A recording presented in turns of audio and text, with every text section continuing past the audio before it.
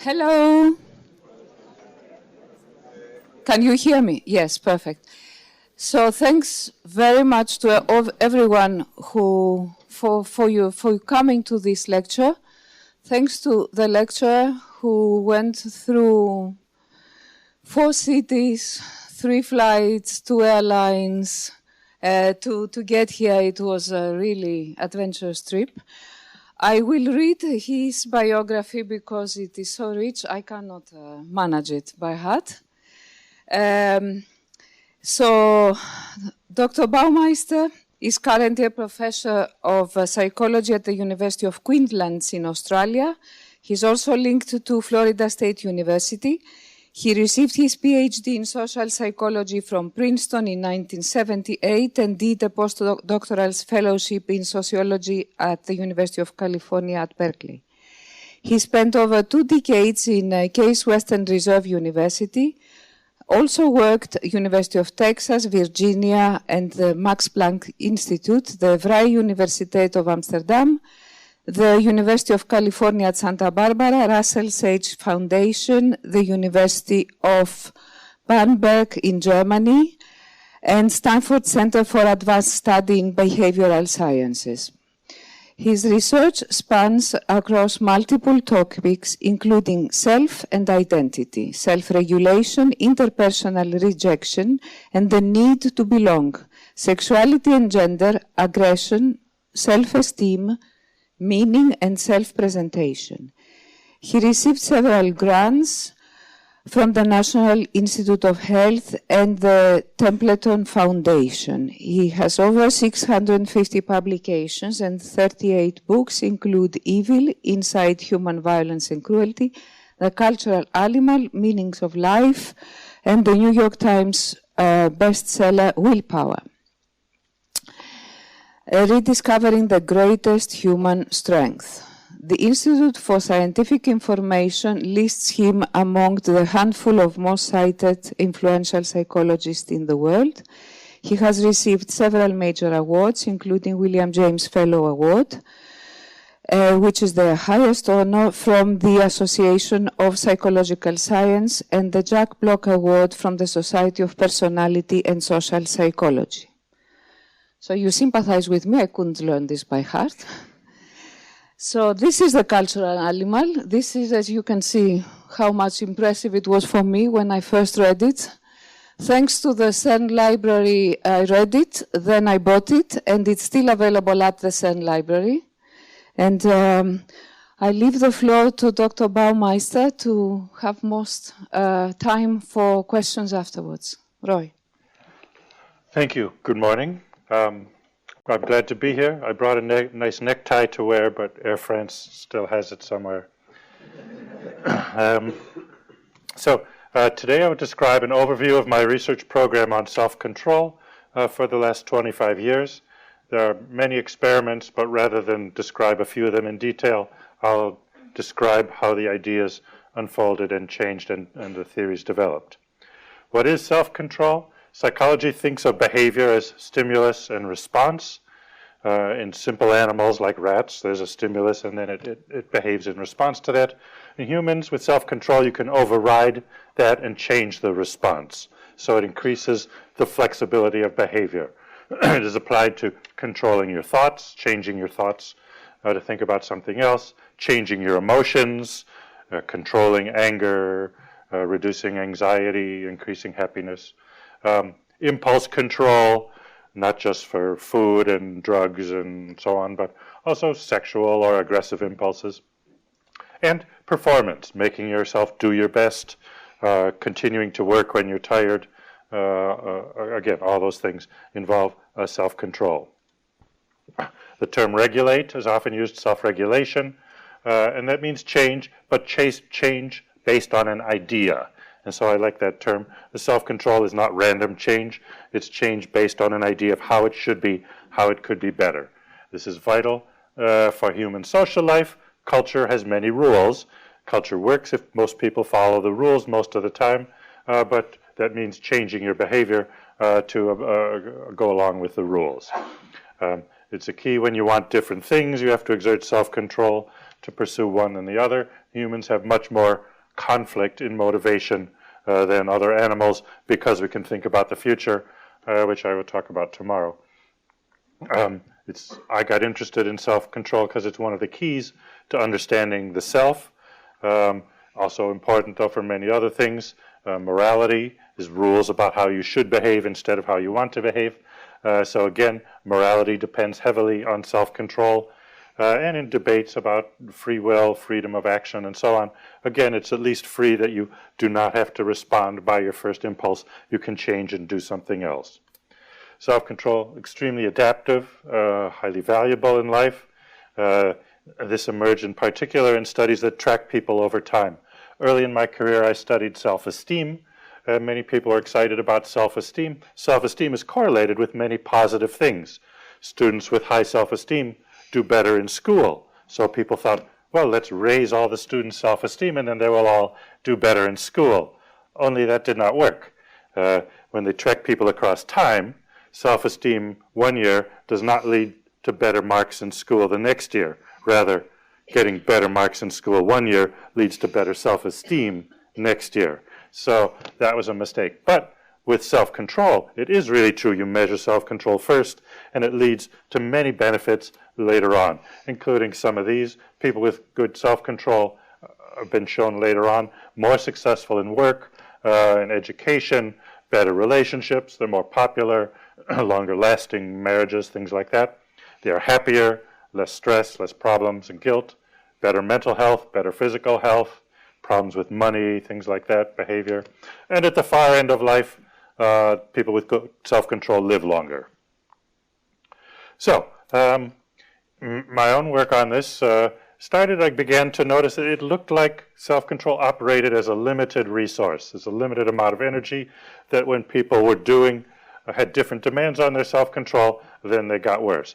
For example, there was a recent study that showed people who are trying to quit smoking cigarettes and try to diet to lose weight at the same time do a bad job of both.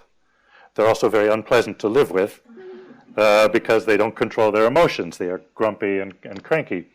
And I saw this in many other literatures, so I thought, okay, well, self-control seems to deteriorate over time.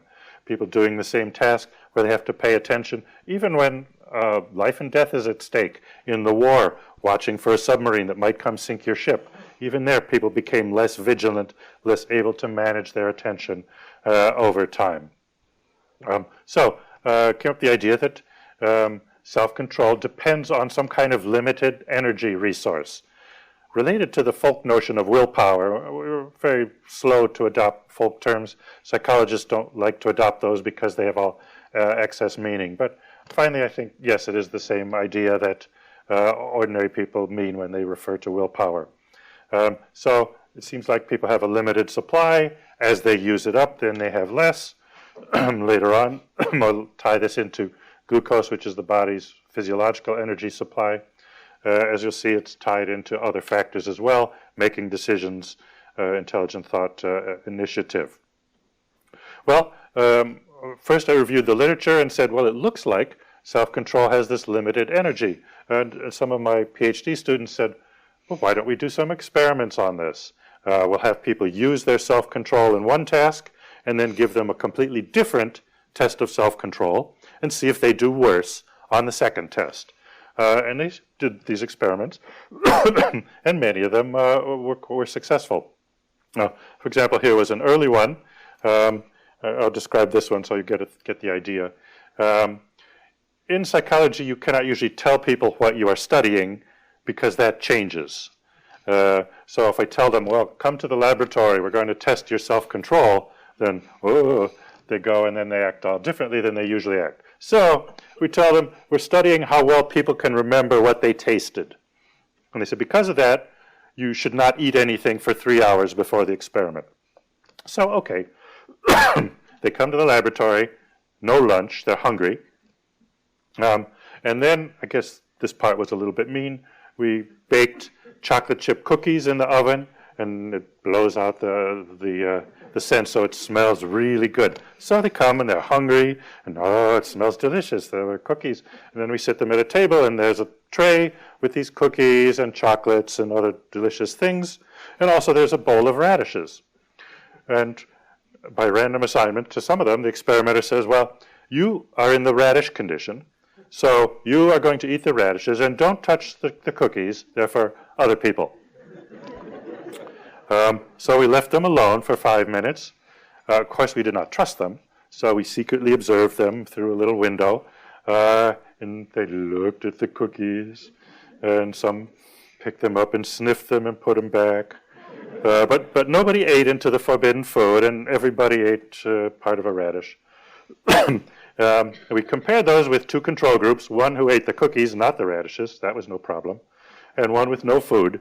But the ones we were interested in are the ones who had to sit there seeing the chocolates and cookies and wanting them and smelling them, but having to make themselves eat the radishes instead. So 5 minutes of that. Then we took them to a different room, no food, and here we borrowed a procedure from stress research. How long do you keep working before you give up? So we gave them some puzzles to solve. We didn't tell them, actually, they were impossible to solve because it messes up the experiment if they solve them. But how long do they continue before they give up? Because that takes self-control to make yourself keep trying when you're disappointed and frustrated and getting nowhere. And as you see, people in the radish condition quit 10 minutes faster than people in the other 2 conditions. So making themselves resist the temptation to eat the cookies and eat the radishes instead, that took something out of them that then was not there to help them keep working and keep trying to solve the puzzles.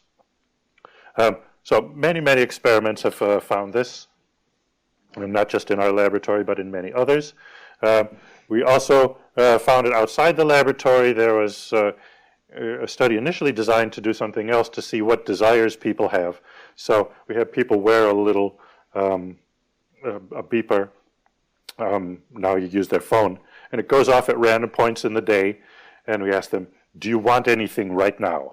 When the beeper went off, and if so, we asked them a bunch of questions about what they wanted.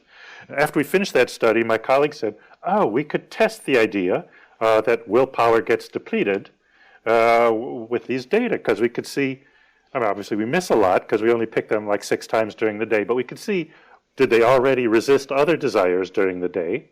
And if so, the next time they resist a desire, do they give in? So we weighted how recently and how often they reported resisting other desires, and did that make them more likely to give in? So the top line, if they are not resisting, then the likelihood of giving in to the desire is about the same, regardless of what else has happened that day. But if they have resisted other desires, the more frequently and the more recently they resisted something, the more likely they're to give in to the next desire. So this shows, as you go about your day, every time you exert self-control, you make yourself try harder, you don't go to the bathroom when you want to, you stop from saying something mean to someone when you feel that way. Every time you do that, that uses up a little of your willpower and gradually weakens you toward the end of the day, and you're more likely to give in and have too much beer at night or whatever you use self-control for. All right, so the initial idea was there's a limited amount of energy. It's used up when people exert self-control, and so then it has to replenish somehow before they can do self-control again. So in a sense, we thought maybe, come on. Come on. There we go. So initially thought maybe the brain is running out of fuel in some way, but this turned out to be wrong. So I thought it's like being tired when the muscle, with a physical muscle, after you use it, then it doesn't have as much strength again. But then we found that, well, when people, after they use self-control, deplete their willpower, then, well, if you offer them money, then they can do better again. Oh, so they have the energy still there, they're just not using it. So then we revised the theory. This depletion effect is you're conserving the energy. It's not that you're out of it, you have it, but although then you're more depleted afterwards. If we gave them a third task, then they performed extra bad on that. Also, when people expect a future demand on their self-control, sometimes they show bad self-control early so that they're saving their energy for later. So that made us realize these effects are you're conserving energy, it's not that you're out of energy. And I learned later on that physical muscles are like that too. Your muscles start to feel tired while they can still perform perfectly well, but your brain manufactures a signal to tell you you're tired. At some point, the muscle really is too tired, but it feels tired long before that. Indeed, comparing the self or the ego to a muscle, this has guided much of the thinking through this. So the depletion effects, like with the radish study, show that it's like a muscle gets tired and then doesn't perform as well. Second, as with muscles, you conserve your energy. It's not that you are out. So if you have a long way to run, you run at a slower pace. You save your energy for later. It's not like you run as fast as you can and then your energy's gone and you fall down flat. Rather, you save your energy for the long haul. And a third analogy, muscles, when you exercise them, yes, then immediately after you exercise, they're tired. But when you exercise over and over, they get stronger. Is this true for self-control? Well, yes. We've tried a variety of exercises. We would have people for 2 weeks do various exercises. The first one we had that worked was posture. We said, whenever you think of it, sit up straight or stand up straight. And we had them keep records of how often they did this for 2 weeks.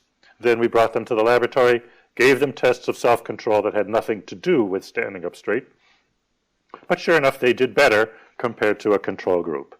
There are other exercises, meditation exercises work. If you're right-handed, using your left hand exercises your willpower, makes you stronger. There are 2 other scholars have done meta-analyses. Many people have adopted this because improving self-control is very valuable for society. And they conclude, yes, these things do seem to work. And that's interesting because psychology has really only found 2 traits that predict success in life across many different spheres. These are intelligence and self-control. We've been trying to improve intelligence for over a century, not getting very far with that. It seems to be difficult. But self-control, we really can improve. Even in adults, you can build character. You can get better self-control. Crucial point, there's one willpower, one resource, not many. Some people say, well, I have good self-control for getting my work done, bad self-control for getting a haircut or cleaning up my apartment or something like that. There's one pot of energy, one self-control, but it's limited, so people use it for different things. And some people use it for work, some people use it for keeping their home clean. But used for all these different tasks and perhaps some others. It's the same energy that seems to be used. In our studies, we often manipulate one and then measure the other. So the radish experiment manipulated impulse control to use up their willpower and then measured task performance, how long they kept on working. Some of the consequences that this has been applied to, that when people have expended their willpower, used up some energy, gotten into ego depletion, their intelligence is lower. They perform worse on intelligence tests. Now, basic automatic processes are fine. So intelligence tests have a vocabulary test. Which words do you know? You still know all the same words when you're depleted. But it's the kind of thinking called controlled process where you're given one thing and you have to extrapolate, infer, draw conclusions, or whatever. That gets worse. So logical reasoning gets worse when you are depleted. Many interpersonal consequences of depletion. People become more aggressive. They're less helpful for others. They're more impulsive. They're more immoral, more dishonest. Impulsive spending. People who manage money. Research shows after they are used up their willpower, they'll spend more money for the same things. They'll buy more things they don't need. The automatic responses in the mind, the things that the unconscious does automatically, those remain fine when you're depleted. In some way they take over because it's the central top-down control that is affected by ego depletion. and so you don't think things through, you don't maintain the control. Moving beyond self-control, see, this resource would already be important if all it did was affect self-control, because self-control is extremely important in life. But we're thinking, well, if this is the controlling part of the self, maybe it will get worse at some other things, like making decisions. So we thought, is it true if you make a lot of decisions, does that use up your willpower so that your self-control would be worse? This is called sometimes decision fatigue in the research literature. We showed this in one study. We showed people a great many consumer products. Some people made choices among them. Some just looked at them and rated them. So they all thought about the same products. And we told them you will get one of these products at the end of the experiment. So do you want a red T-shirt or a green T-shirt? Do you want a vanilla scented candle or an almond scented candle? Do you want a blue T-shirt or a red T-shirt? And on and on. So I think they did about 25, 30 minutes of making decisions, or they looked at all the same products and rated whether they'd used them in the past 6 months, but did not make choices. The cold presser is a classic test of self-control. It's how long you can hold your hand in ice water at 1 degree Celsius. Obviously, it's very cold, unpleasant. Your brain says it wants to take it out, so you have to use self-control to keep it in there. As you see, the people who had made decisions only kept their hands in the water for half as long as the people who had looked at the same product. So again, making those decisions used up some of their willpower, took something out of them that they then did not have in a completely unrelated task for making themselves hold their hand in the very cold water. So this study and a series like it show the effect of making decisions on self-control. Then we turned it around. What happens if we use self-control to deplete willpower? How does decision-making change? And just to summarize the results, for those of you who have to make decisions, making decisions after you are depleted or decision fatigue or exerted self-control. First, people more likely to avoid decisions if they can. Many options have, I'll postpone the decision until tomorrow. Sometimes people talk about this after a hard day at work. They come home and say, we can do whatever you want for dinner. I just don't want to choose. I'll cook anything you want. I'll go out to dinner anywhere you want. Just you decide. Avoiding decisions again, because decision-making takes energy, takes willpower. So when people have depleted their willpower, they don't want to do it. Compromise. Normally, people compromise. They look at all the options and so on. Even things like price and quality. Well, I want some quality, but I don't want to spend too much. And so they look for the sweet spot and trade-off of price and quality. But when they're depleted, after they've exerted self-control, compromise stops. They say, just give me the cheapest, or just give me the best. But they pick one dimension and maximize on it. Compromise is a more mentally taxing form of decision-making than just to pick one item and go to the extreme. Many options have a default, many choices rather, have a default option that if you don't decide, that's what you get. There was a study done with Audi car dealers where you make many decisions when you buy a car, and some of them have a default option. So they changed around the order at which people make decisions and showed that as they go along, decision after decision, they're more and more likely to take whatever standard, whatever the default option is, which can run up the price of the car quite a bit. It turned out the Audi dealers already knew this to some degree, so they start you off with like the 200 different kinds of interior fabric that you have to decide among, and you use up all your willpower deciding that, and then later expensive things like rust proofing, you just say, sure, whatever, and you expend more. Impulsive decision making increases, obviously, and irrational bias. This is a complicated experiment I don't have time to explain, but people who have full mental powers, when you have much information, well, some of it's irrelevant, and so you sort through and say, I should make the decision based on these two things, not these others. But as they get depleted, they don't think that carefully, and the irrelevant stuff intrudes and can bias and distort their decision. So in general, what happens is with decision making, when people are depleted, decision fatigue, they shift toward low effort styles of choosing. They don't think things through as carefully. They're more impulsive, and so on. In terms of practical applications, when I left America, this guy was our president. I know they have a new guy with the hair now. But you see, he looks very nice in his gray suit. Well, it turned out he wore only gray suits. He or somebody on his staff read the summary of our research in the New York Times and says, oh, yes, when you make decisions, it uses up your energy. The president has only the difficult decisions to make. All the easy ones get made by lower down, so he gets the worst ones. So he says, I don't want to make decisions about what to eat or what to wear. And other people, like the Facebook president and so on, are also adopting this strategy, wear the same thing every day, so you don't have to waste decisions energy on that. Okay, so choice is depleting. I briefly mention also one more application, being active instead of passive in how you respond. Active responding is sometimes called initiative.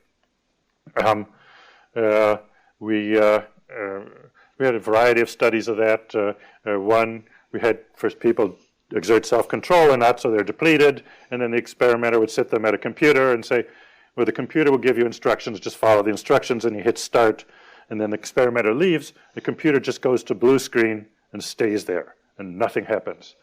And the measure was how long do they sit there staring at the computer until they get up and go and find somebody and say it's not working. And the depleted people sat there twice as long, just waiting for something to happen. So again, you're more passive as opposed to actively taking action when you're depleted. So now we tried to publish this. The reviewers gave us a hard time and say, well, but also people are more aggressive. That's being active when they're depleted. How can you say they're more passive? Well, it's the top-down control that isn't there. And so inhibitions, like, oh, I shouldn't say nasty things or do or hit somebody, that's the kind of control that is not there. So if they have the impulse, they will act on it. But taking initiative was less likely there. We finally came up with a study that satisfied the reviewers. We borrowed this old procedure where well, first we depleted people or not, and then we gave them questionnaires to do, and we gave them some peanuts and said, by the way, help yourself to the peanuts if you're hungry. Now, the manipulation was sometimes the peanuts were still in the shells, so you have to break open the shell to eat the peanuts, and sometimes they were just all there ready to eat. Now, people on your left were not hungry, there were no effects. But look on the right, if they're depleted, if there are no shells, they ate a lot. All they had to do is put their hand in and shovel the peanuts into their mouth, and they do this over and over again. But if they had to crack open the shells to get them, it seems like hard work, then suddenly they ate a lot less. So that satisfied them. Anyway, evidence again that people become more passive, not in the sense that they do nothing, but they take the easy way out when they are depleted. Philosophers got interested in this because free will is a topic philosophers discuss, and in their books they talk about self-control, they talk about rational choice, but they had no way of showing that these two are related. So our work was able to show, oh yes, there is a connection. Rational choice affects self-control, self-control affects rational decision-making as well. So they seem to operate on the basis of the same energy. The arguments about whether people have free will, these are mostly definitional arguments, so I don't care about those. So, but I say, if we have free will, this is what it is. If there's not free will, this is what is commonly mistaken for it. Human beings have different, more advanced style of decision-making, of behavior control than other animals. Whether you call it free will is not an issue, but this is, we are studying how it works. All right, what else? I won't go on to too many other applications. Planning also seems to take the same, making plans takes the same energy. We just published a paper that when people are depleted, they don't want to make plans as much because, again, it takes energy for them. Uncertainty, when people are living in a situation with high uncertainty, they look like they are depleted. Now we think that it doesn't really deplete them in the same way, but uncertainty is a cue to conserve energy. Going back to simple animals, when there's uncertainty in the food supply, they start hoarding and storing energy, they gain weight, they don't run around as much. Uncertainty is probably a biological cue to conserve energy, and so we find modern university students in the laboratory in uncertain conditions, like they don't understand the instructions for their task or whatever, then they are depleted, they look like depleted, but they're simply conserving energy. Now, what I've talked about so far is the state, the energy that fluctuates. But self-control also has a trait, which is a stable degree. As we know, some people have better self-control than others. When we started this, we wanted to know, well, people who are good at self-control, will they show bigger depletion effects, or will the people who are bad at self-control show bigger effects? In the laboratory, we've run many studies, and there's usually no difference. They're both affected about the same. We get a main effect for trait self-control. The people who are good at self-control are better at the task. And we get the main effect for depletion, that the people who've used some of their energy are worse at the task. But there's no interaction. They work the same. However, we did one of these studies outside the laboratory reporting on their feelings. And then the people with low trait self-control reported a lot more depletion. So what's the difference between the laboratory and the world? Well, in the laboratory, everybody does exactly the same task. We deplete them with the same way. You resist the radishes for you resist the chocolate for 5 minutes. Resisting radishes was easy. You resist the chocolate for 5 minutes, or whichever tasks you do to deplete their self-control. But out in the world, people live very different things. People with low self-control, they have many more problems in life because they mess up. And so they make a lot more stress for themselves. They don't pay their bill on time, and then they have to deal with the extra charges and the late charges, or the electricity's shut off, things like that. They aren't as nice to their partners, and then they have problems with that. They drink too much, and then they're sick the next morning.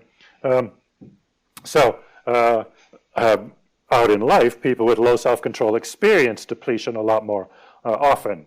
But in the laboratory, it's not the process of getting depleted that's different. It's just having more problems. Indeed, what we gradually came to learn was that the difference between people with good trait self-control and bad as aspect of their personality is not their ability to resist temptation in the moment, but rather people with good self-control set up their life to run smoothly with habits. They break bad habits, establish good habits.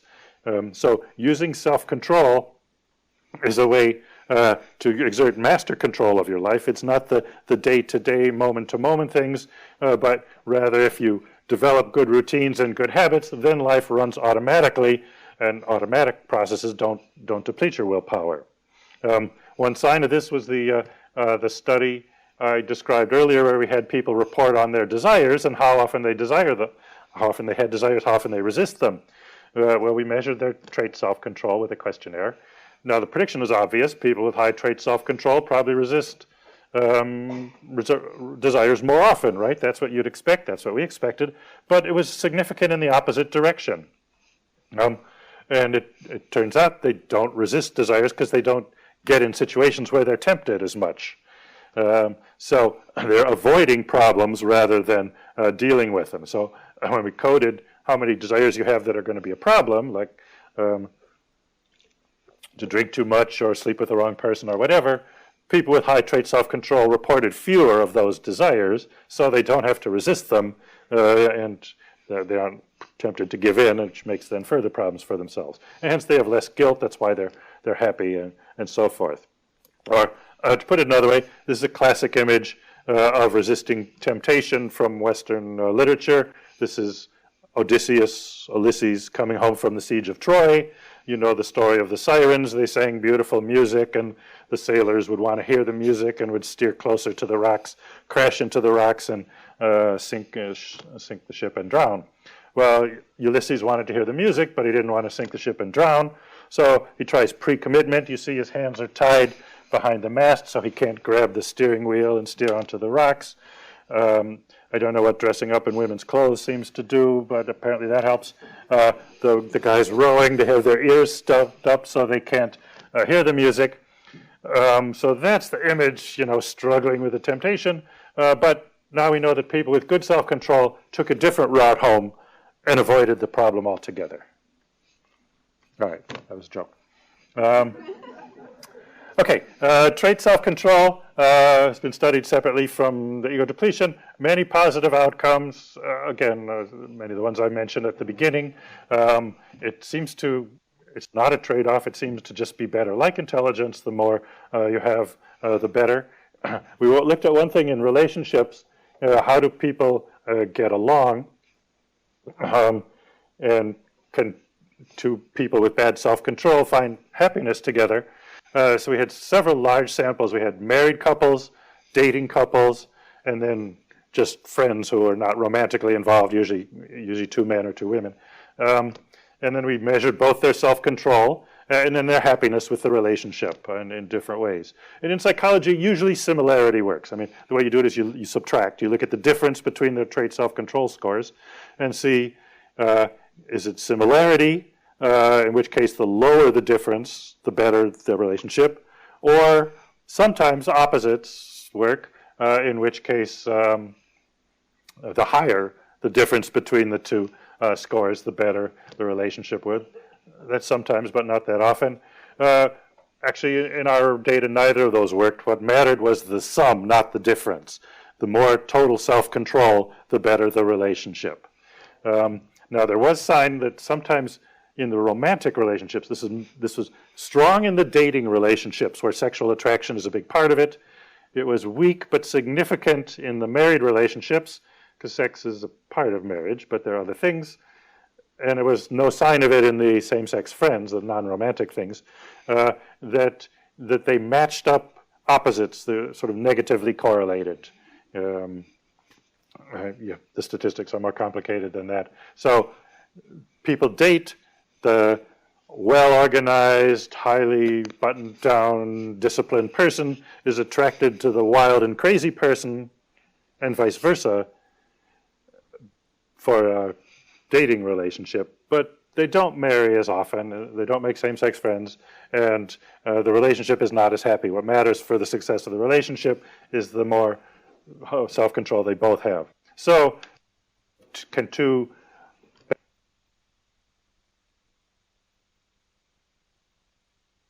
but not for a long time. Okay, one more thing to talk. Been talking about willpower, but that's a folk term and it's a metaphor. Or is there something real? In psychology, we use the term ego depletion from Freud because he talked about the self, the ego, as having energy. But energy models were gone by the 90s. No psychologists were talked about them. They've actually come back since then because of the inference in biological thinking in psychology, because life itself is an energy process. But at the time I started this, nobody was talking about energy. Well, is some real energy involved? Well, we began to think so. It started by accident. One of my students came and said, well, if resisting temptation makes yourself weaker, does giving in to temptation make you stronger? I said, I didn't think so. But could try it. I said, we'd be very popular if that worked, because people would then know, oh, I got to get strengthened up. I got to go eat ice cream and sleep with a lot of people and drink beer and all that. So sure enough, he did one of these depletion studies. And I'd kind of forgotten about it. And then he depleted people and then tested them again. And in one condition, he gave them ice cream as a treat. And in another, he just had them read boring old technical magazines, which they found really unpleasant. And in a third condition, see if there was anything special about food, he had them eat some other stuff that tasted bad. Months went by, I forgot about it, and came into my office, as they do, looking down at his shoes. Oh, the experiment didn't work. And I said, oh, well, that happens. What, the ice cream didn't eliminate the depletion effect? He said, oh, the ice cream eliminated the depletion effect, but so did the bad tasting food. So obviously it ruins the hypothesis. But I said, well, wait a minute, though. If getting food will eliminate the effect, maybe we're onto something. Maybe it's the body's energy. We're talking about energy. You get energy from food. Could it be? And so we started reading about glucose as something we knew nothing. Glucose is a chemical in your bloodstream. It's fuel for the brain. It's fuel for your muscles. Again, it's basically the body's energy supply. It means sugar, but it's not just from sugar. You get it from protein or from whatever. So we thought, well, maybe some psychological processes take more glucose than others. As we started, nutritionists had a lot of data on this without really much of a theory. For example, school children, there are studies where they tell the children nobody eat breakfast this day and everyone comes to school without breakfast. Random assignment, half of them get breakfast, half of them don't. And then sure enough, the kids who had breakfast, they eat better, they learn better, and they behave better. And then at 10 o'clock when everybody gets a snack, the differences are gone. Or there are various tests that they use. People getting arrested, juveniles get arrested, have low blood glucose. Maybe that's why their self-control is bad and they did whatever crime they committed to get arrested. One of my favorite experiments was they put in a glucose clamp to block so you didn't have enough glucose, and then made you answer questions on a computer program that was very frustrating, and the measure was, did they start pounding on the computer? And sure enough, the people with glucose problems were more likely to hit the computer. So they had all these data already published and said, okay, well, this seems to fit together, that glucose is part of self-control. So we did a series of experiments. We did have some initial evidence that from before to after a lab test of self-control, the glucose in the blood went down, but we don't replicate that consistently, so I don't believe that anymore. At least it's way more complicated than that.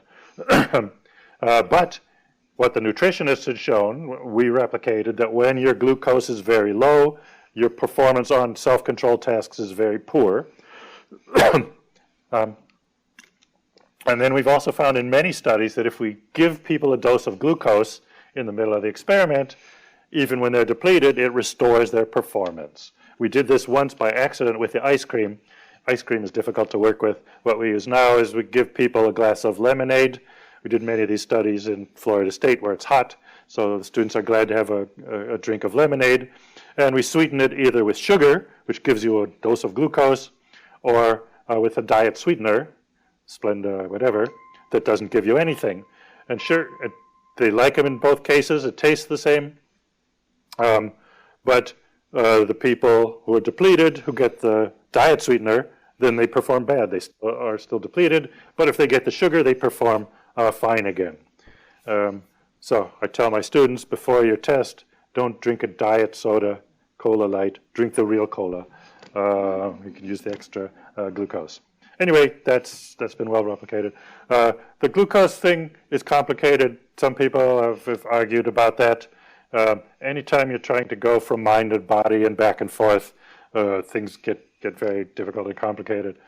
The fact that the administering glucose works so well, so consistently, to me says there's really something going on there.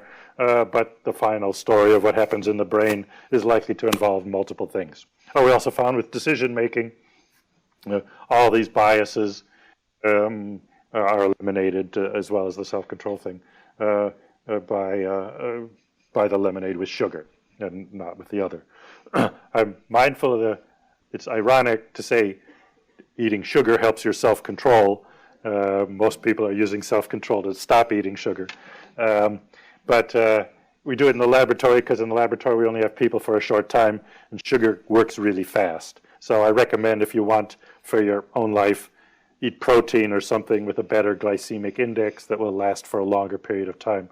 A fuel that burns more slowly, if you will. Sugar gives you up and then you have a crash right away. It's fine for the laboratory, but not really what you'd want to use.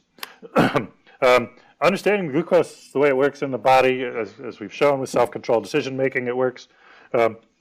Some people pointed out, though, the modern human body especially has plenty of glucose, so you're not really in danger of running out. So it's really a matter of allocating it. Now they wanted to say, well, we can get rid of the limited resource, it's just allocation, but selective allocation only occurs with limited resources anyway. So I think they're right about allocation, that you're not out of glucose, but your body does start to conserve. And remember the conditions under which we evolved. You didn't know if you were going to have food for the next day or two. The food supply was more uncertain.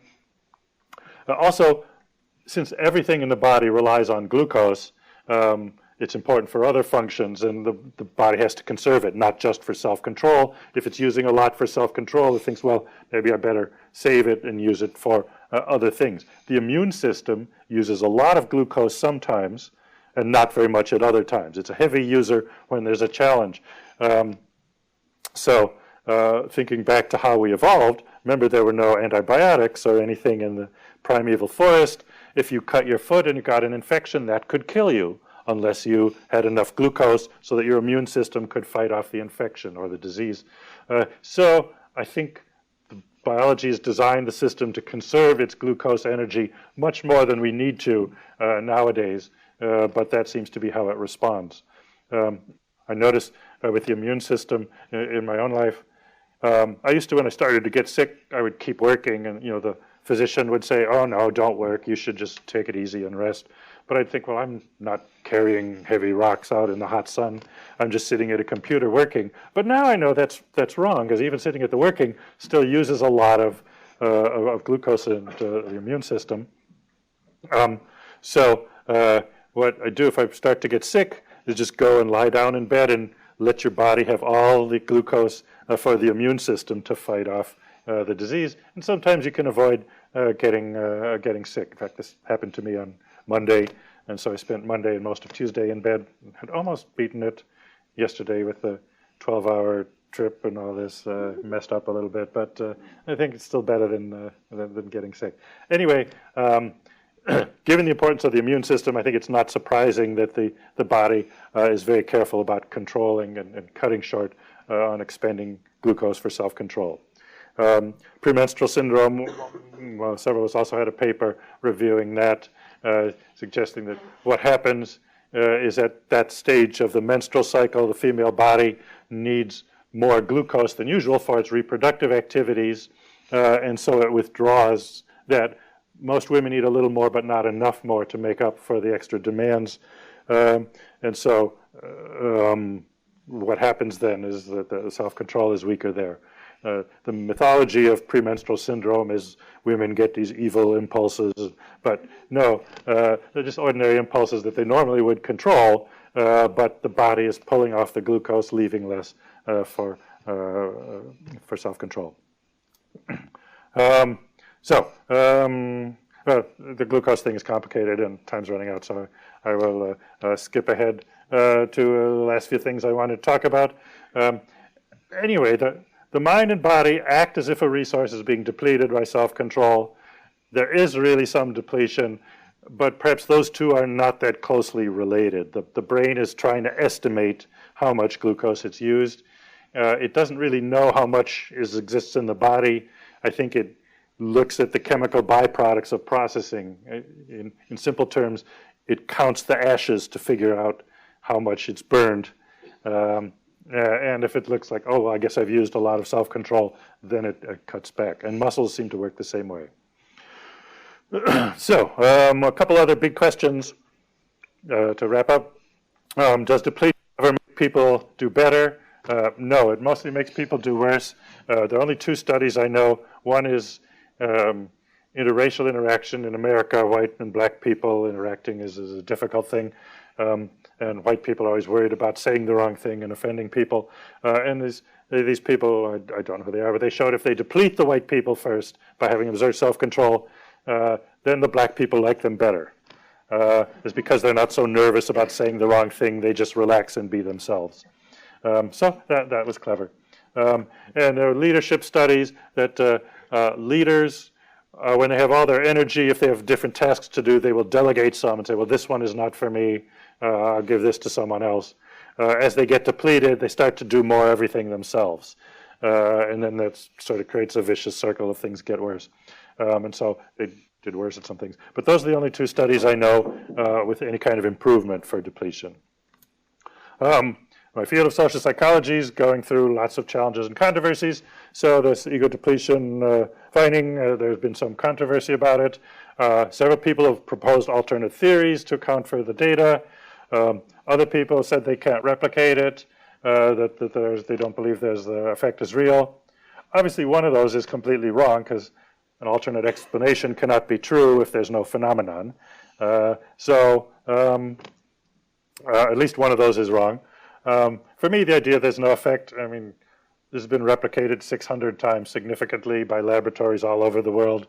Many people had no contact with me, get the effect perfectly fine. Difficulty of replicating. I wish we could see, when it works and when not, but we don't get all that. The alternate explanations are interesting. Some people suggest, well, it's a change in motivation, that they work hard on the first task and they don't want to work on the second, but the second is a different task. Anyway, I learned from some of these alternate ones and if possible incorporate things into my theories, as like the allocation idea. But so far, I haven't seen anything that explains the whole set of findings. In terms of why some people don't get the effect when other people do,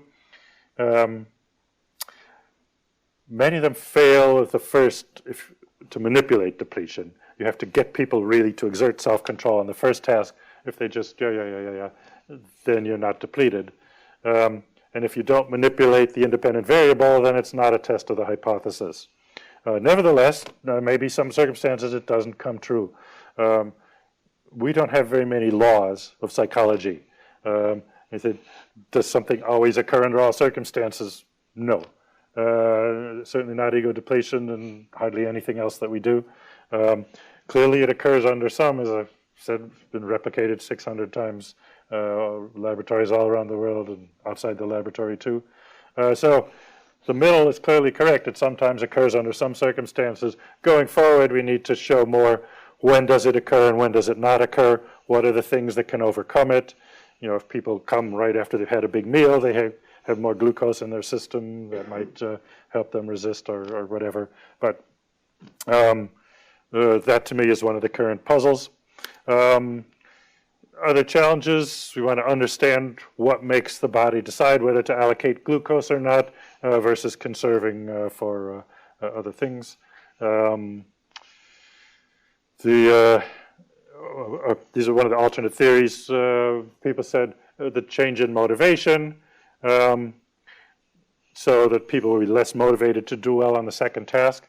Well, when that theory came out, we immediately started measuring their motivation. How much do you want to do well on the second task? And other people started too. There's no change in there, so that part of that theory seems wrong. Another one was said, well, if you can get people to believe their willpower is unlimited, then they will not show the effect. And they eliminated the depletion effect by convincing people that they had unlimited willpower. We replicated that. That is correct as far as it goes. At least it's true when people are slightly depleted. When people are severely depleted, it actually makes things worse, which was the puzzle to me. I mean, if it were true that just believing you had unlimited willpower would give you unlimited willpower, you'd think every culture in the world would have adopted that belief by now. But since it backfires, I guess that would be one reason why not. And again, this is like physical muscles, that when you're slightly tired, believing that you can do it or being inspired, a lot of things can overcome being slightly tired. When you're really tired, then not much can overcome that. And so it seems to be the same with ego depletion. Anyway, to conclude, so I'll just summarize the main things. It certainly looks as if there's an energy, and people act as if there's an energy involved. The glucose might not be the full story. There might be some other complicated brain processes that are going on. But clearly, after people exert self-control, many, many studies show that it impairs subsequent self-control. These are conservation of energy effects. It's not that the brain is running out of fuel. Rather, it is conserving its energy for other challenges. the more there are upcoming challenges, the more it conserves in the present. You can improve self-control by exercising regularly, meditation exercises, even simple things like posture, as we showed, exercising regularly, that these will improve your self-control. Now, I should point out, the brain is very good at making things automatic, which is probably precisely to save the energy that's involved here. So if you say, well, for an exercise, I'm going to, since I'm right-handed and I open the door with the right hand, I'm going to make myself open doors with the left hand. Okay, well, that will use self-control for maybe a week or so. After a while, it will be habit to open the door with your left hand, and then it's not exercising self-control anymore. So then you have to do something different. Nevertheless, that kind of strengthening works. One of my students showed it was even helping people to quit smoking, which is one of the most difficult things, and we call it the graveyard of psychological theories, because many people have ideas about how to help people quit smoking. Almost nothing works. But he found he tripled the rate of success at quitting smoking by having people build up their self-control, doing exercises that had nothing to do with smoking. So it can work there. Again, there's the trait and the state. Some people have better self-control habitually as part of their personality. They too get depleted. The state fluctuates in everyone. Everybody gets depleted, and the same tasks deplete people to the same degree. But the trait people seem to organize their lives better, have fewer problems, less stress.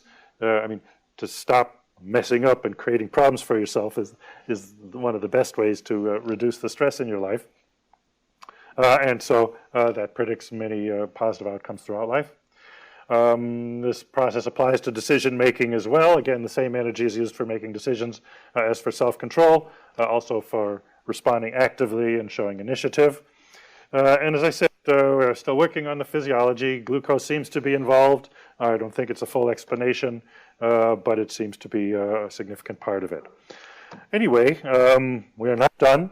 The theories continue to change, but it's been very exciting. By this, we've helped to learn about what is one of the most important and basic processes in the human psyche by which the human mind can change its behavior from the initial response and make ourselves into potentially a better person.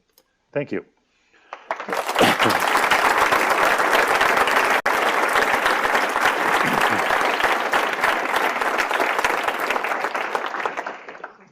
Thank you so much. I would like to say to the people there are standing that there are so many seats here. Why are you so shy? Please come and sit. They're practicing their self-control.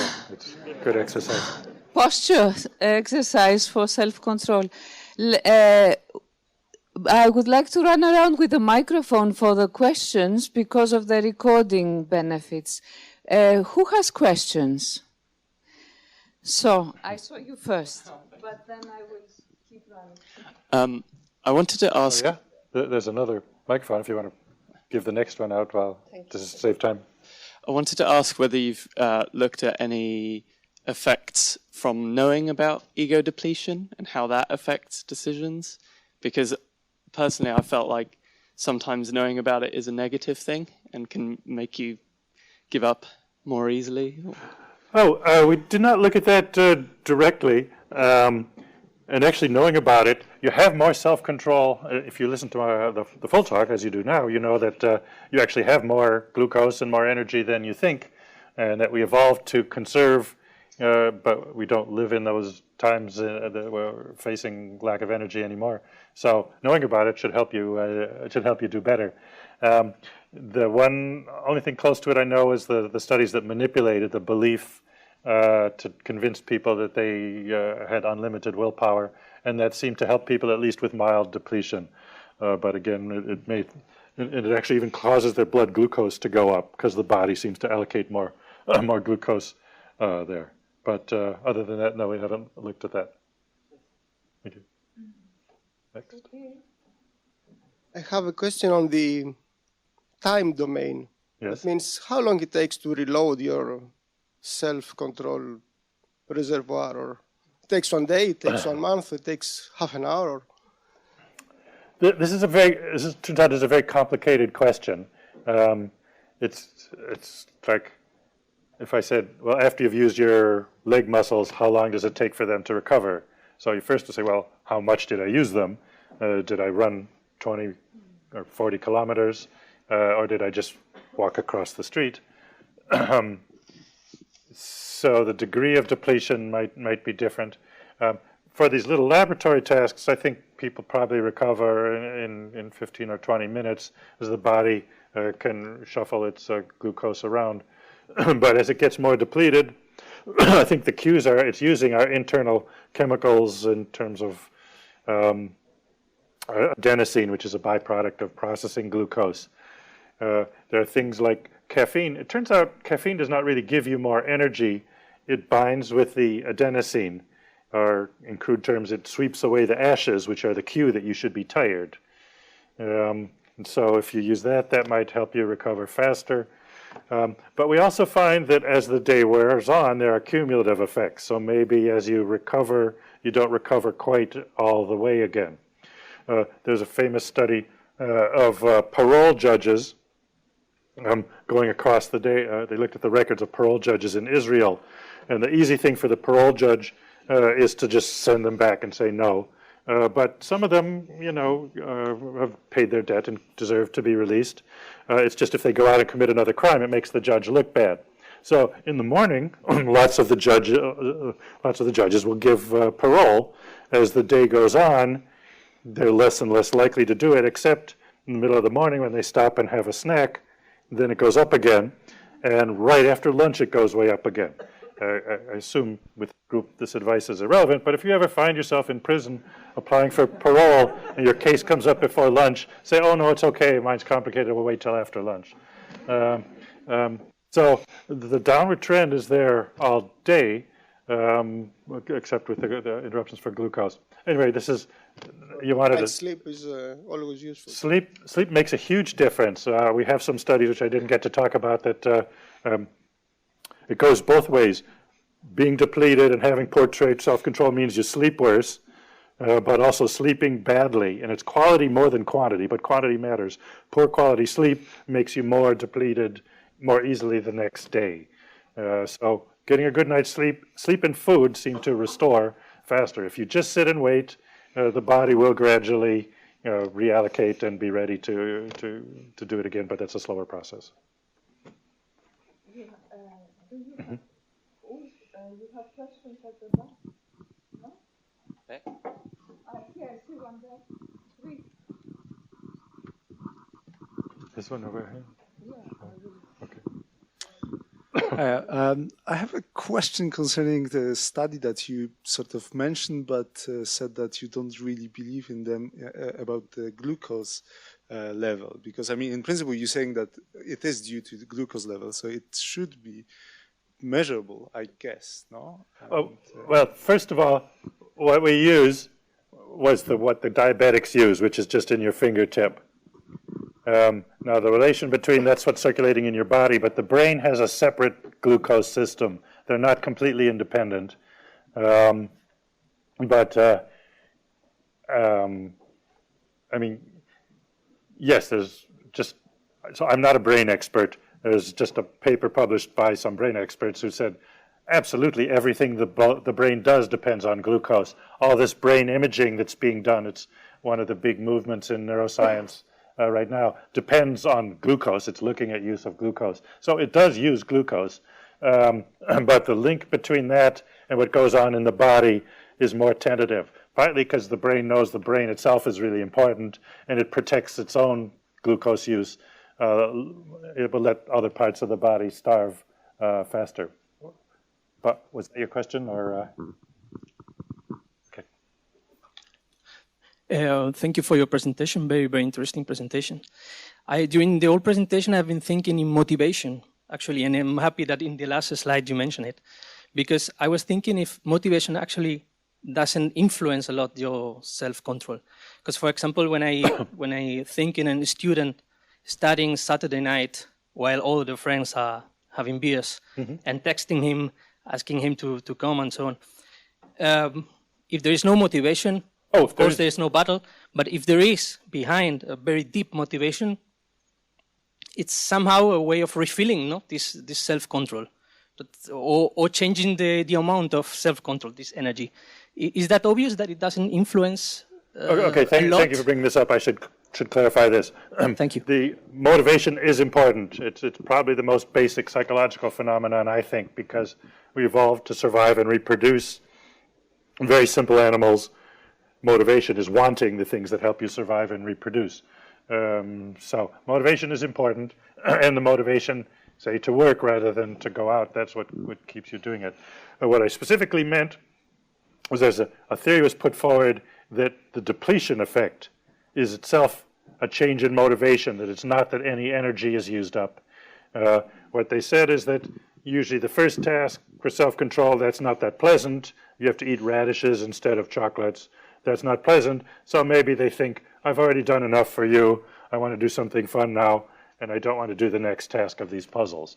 So what they said, it was the change of motivation explained instead of the depletion effect. No, motivation is always there, and motivation is important. And indeed, I think self-control started, as I said briefly at the beginning, because of motivational conflict. The animal brain, see, animals just live right in the present. They cannot think about the future. They don't care about the past. If you tell a gorilla, well, you did something different last week, it doesn't care. But humans, because we can project in the future, we have a lot more motivational conflict. The animal brain, even if it has different impulses, it just acts on whichever one is stronger. It's a very simple design. Whatever you feel you want most right now, that's what you do. But humans have to be able to overcome that. You really want to eat that cake or sleep with that person or whatever, but you know that you'll be sorry at some point in the future, and so and self-control is usually to help the long-term overcome the short-term desire. So we have a lot more motivational conflict and need a much more advanced system for overcoming that. I'm sorry I glossed over. It's not that motivation is irrelevant. We have a lot of questions, but let me take this one because I saw it first. Sorry. Hi. Thank you for the talk. You mentioned that as the willpower is depleting, you are bad at making rational choices and decisions. But the thing is, how can you notice that your willpower has depleted? Because at that point, you're not able to make rational choices and understand what's going on. Okay, that's a great question. There's no obvious signal. So the subjective sense of what to know that you are depleted, there's no clear feeling. We have a paper that we've not published, but what happens when you're depleted, you seem to feel everything stronger. So you desire things more. And so when we asked people to report on it in this one study, one of the things we said was, do things bother you more? It's also a sign maybe that you're starting to get sick, that you get more upset than you ordinarily would about some minor thing. So that's one. Another was, if you know that you've just exerted a lot of energy, resisting temptation, making decisions, things like that. So you can know from the circumstances. But there does not appear to be a conscious signal of that. As I said, somehow something in the brain perhaps notices chemical byproducts and decides to cut back on it, but there's no obvious feeling of depletion. There was a question there. What do you think led to this seemingly unique human ability to study ourselves in a detached way, as if we are studying something different than ourselves?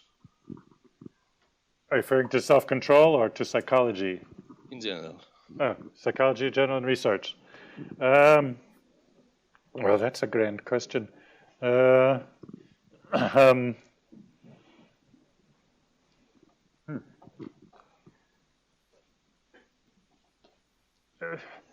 I would say, Maria mentioned the cultural animal book.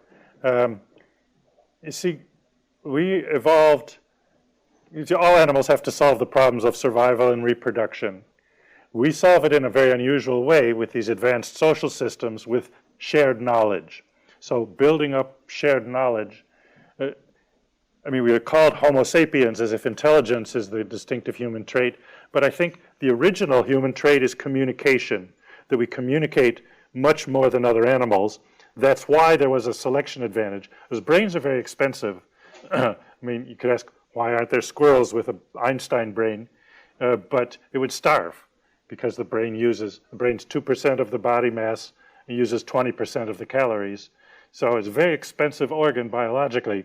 So it would need to have something for it to do to justify it. With communication, suddenly there's enough information in the environment to have the brain have something to do. And so we started building up this shared information, which is the foundation of culture. And initially it was to keep track of the physical world, the opportunities, food and seasons and all that. And gradually, I mean, psychology is clearly one of the later sciences to come along. I mean, the first thing was to turn the scientific method on to the scientific method itself being a cultural product, but to turn onto the physical world, collect systematic observations, and learn about how nature works. And then at some point they said, well, we can do that for ourselves. We can study human beings too. And so social sciences began. But, you know, psychology's only been different, split from philosophy for about a century and a half. So it's much more recent than others, and still in its young stages.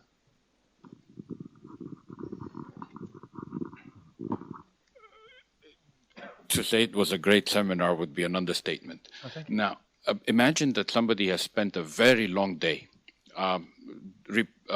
losing all the energy that one has in the form of numerous decisions, putting up with difficult characters and not telling them off. And you arrive at the end of the day at 6, 7 p.m. and you're really tired, really, really tired, and you still have more to go. There's this myth, or is it a myth? Is there something to it that instead of continuing, one should go out, run for an hour, spend an extra 400 calories, clear the head, which presumably during that time one has used up even more glucose, and come back and you will feel replenished and ready to tackle what's left from the day. Is that a myth, or is there something to it? Well, I've not tested it. I think you're right that running for an hour is going to use up a whole lot more of your glucose, and you're going to be even more tired. Instead of running for an hour, if you walk for 10 minutes, that might help better, because it will give your mind a break and stimulates arousal and other things just as well without consuming as much energy. And then if you have more to do, well, I guess you can't sleep, but eating some protein would also get energy in for to continue. But, you know, it is a fact of modern life. Many of us are in the circumstances when you have to push yourself beyond what the body was designed to do. Humans had our society for 150,000 years, 140,000 we were hunter-gatherers. They did not work long hours. And so, you know, a couple hours a day of hunting or gathering was enough, and the rest of the time was relaxed. So we're not designed for that. But I would suggest, as I said, eating something like protein and going for a walk. There are a few other things that seem to work. Not that they give you more energy, but they, again, you have more energy. The feeling of fatigue to convince the body to allocate more glucose. Humor seems to work. So if you watch some funny videos on YouTube, nature, I don't know why nature works, but if you take that walk in a park, you find it does more for you than walking down the busy city street. So a variety of things like that seem to help. But in the long run, you do need a good night's sleep and more food. Thank you. If you all agree, I suggest we take 2 more questions. I have one here in the pipeline and one more behind Urs. And because tomorrow there is another day. Glucose, now I see it dropping live in front of me. And tomorrow, come to the lecture again. It's another subject, but discussion can be equally passionate. So one but last question here. Thank you for the lecture. So I was wondering, sometimes when people talk about traits like extroversion and introversion, they also mention energy. So for example, that people get energy from other people or from being alone. So I was wondering whether you ever looked into a possible relationship between this energy and the willpower that you mentioned. Well, the short answer is no. We've tried a number of personality traits to see if they change the depletion effect, and they don't seem to in the laboratory. As I said, the trait self-control changes it outside because people are doing different things. But when they do the same thing, it seems to be the same. Extroversion and so on, they seem to have, I mean, they might be depleted by different things. It's depleting to act like the different. So if you tell an introvert, you have to act like an extrovert. You have to go out and meet people or whatever. That's going to be more depleting than it is for an introvert. To pretend something you're not, to present yourself differently, that takes more of a challenge. One of my friends was an introvert and was head of the department for a while, and he said, "Oh, now I understand your theory. I had to pretend like I cared about all these people and all their problems." But yes.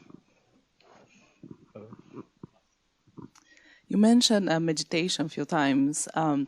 How do you have any examples of studies that talk about the improvement by using meditation, and how do you measure that? How do you measure one's capacity of developing willpower based on that?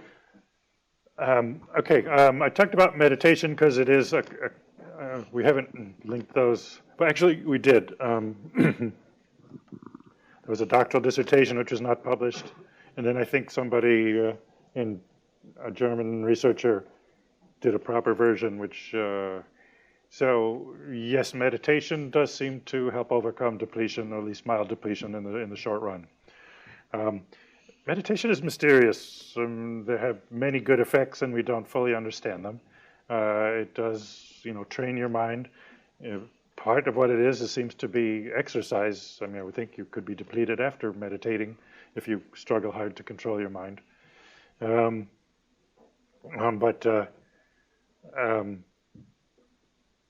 you wanted to do the short-term or the long-term effect. So the short-term, you would deplete people by having them exert self-control in some way, then either meditate, or you'd have to figure out what exactly the comparison, the control condition would be, and then give them another test of self-control different from the first one.